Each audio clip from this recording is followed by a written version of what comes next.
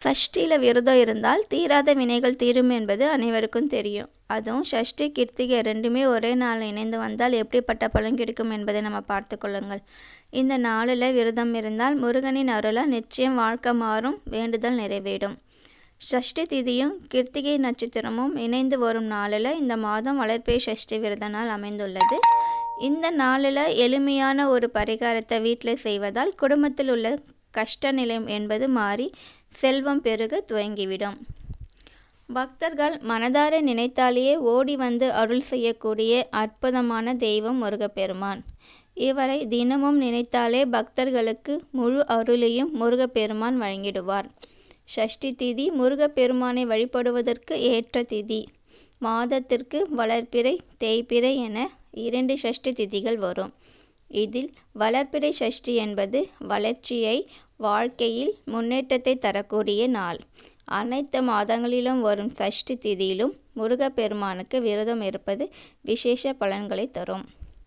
சஷ்டியை போல் முருகப்பெருமானுக்குரிய மற்றொரு விரத நாள் கிருத்திகை நட்சத்திரம்.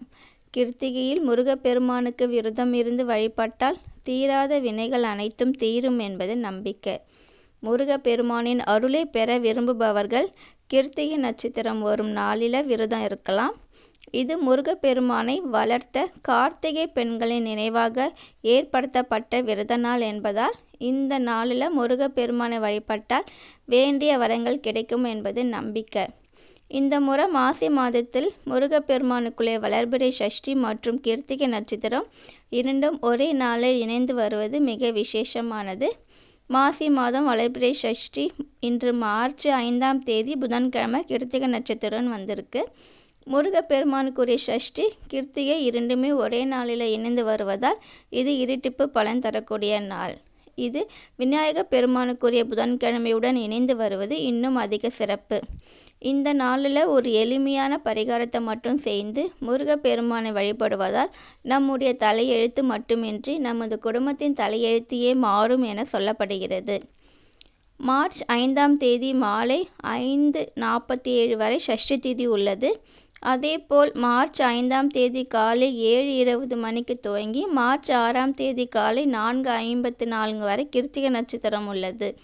அன்றைய தினம் பகல் 1:30 முதல் 3 வரை ராகு காலமும் காலை 6 மணி முதல் 7:30 வரை யமகண்டமும் உள்ளது.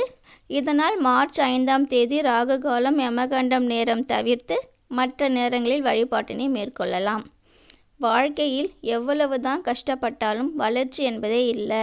பலவிதமான கஷ்டங்களில் இருந்து மீள முடியாமல் இருக்கிறோம், கடன் மற்றும் பொருளாதார நெருக்கடியில் சிக்கியுள்ளோம் என்கிறவர்கள் இந்த வழிபாட்டினை மேற்கொள்ளலாம். மார்ச் 5ஆம் தேதியன்று வீட்டின் பூஜை அறையில் வாழை இலையை தண்ணீர் வைத்து சுத்தமாக கழுவிவிட்டு முருகப்பெருமான் படத்திற்கு முன் வைக்க வேண்டும். சிறிய அளவில் இலை இருந்தாலும் பரவாயில்ல.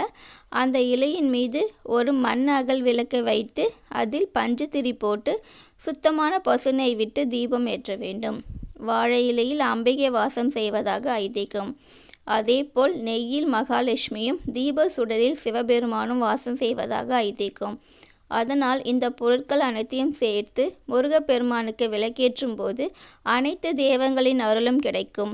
முருகப்பெருமானுக்கு விருப்பமான மலர் சூட்டி ஏதாவது ஒரு நெய்வேத்தியம் படைத்து மனதார உங்களின் கோரிக்கையை சொல்லி முருகப்பெருமானிடம் வேண்டிக் கொள்ளுங்கள், நிச்சயம் நடக்கும். பகலில் இருந்த வழிபாட்டினை செய்ய முடியாதவர்கள் மாலை 6 மணிக்கு பிறகு கூட செய்யலாம்.